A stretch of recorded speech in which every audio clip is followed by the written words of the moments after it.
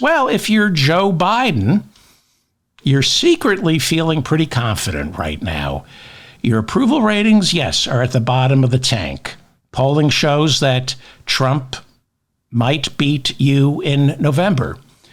But polling also shows Nikki Haley beating Biden by even more in November. But I don't think the Republican Party, the people who vote for Republicans, have the vocabulary to come to their senses. In the end, this election in November will be decided by two things. Two things. They are voter turnout and voter turnout. I'm sorry, it's three things. I forgot about voter turnout. Biden won in 2020 because more Americans voted than at any time in American history.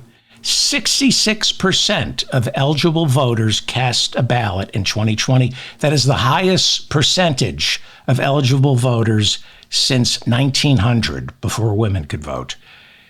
Why? Why did everybody turn out in 2020? Well, partly because mail-in ballots made it easier, but mostly because Donald Trump was on the ballot. So it's a new year. Prepare for sweaty palms. This year, I'm not shaking hands with anybody because I don't want to apologize for my sweaty palms. It is going to be nerve-wracking, but Trump is going to end up hurting the Republicans because Trump gets people to vote, especially Democrats. And if you're a Republican, he's getting the wrong people to vote. Democrats, people in the middle, Republicans who quietly detest the man, too afraid to say it openly, they're not voting for Donald Trump, they're voting for Biden. All the drama this year, all the horrible, frightening things that are about to unfold will get people to the polls in November. It's bad for America, but it's good for Biden and the Democrats. Remember, 2020 was not close. Biden beat Trump by 4 percentage points in the popular vote. That's not a landslide, but these days it's pretty close to one.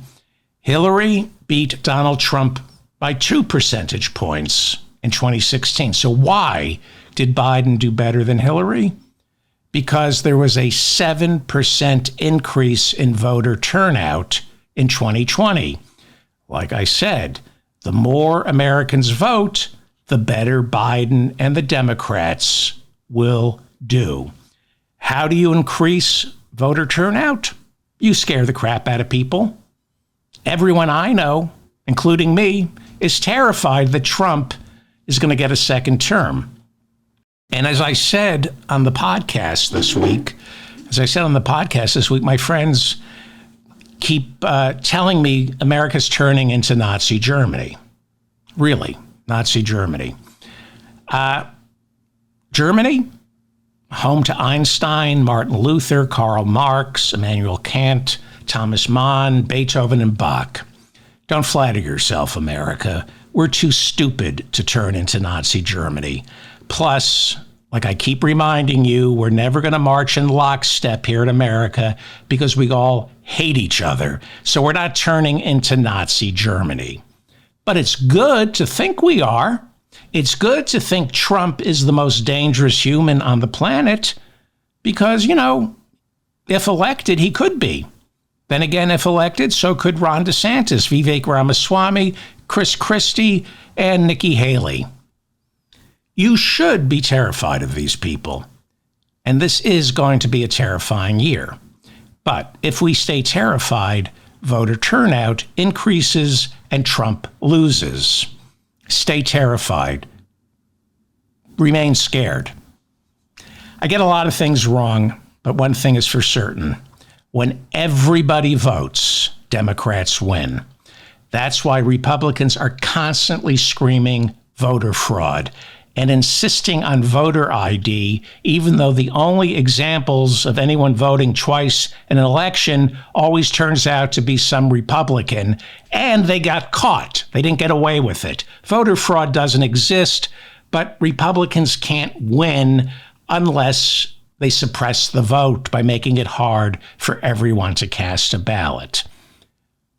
But if Donald Trump's on the ballot in November, I will wait 16 hours in line to cast a ballot for Joe Biden. So be scared.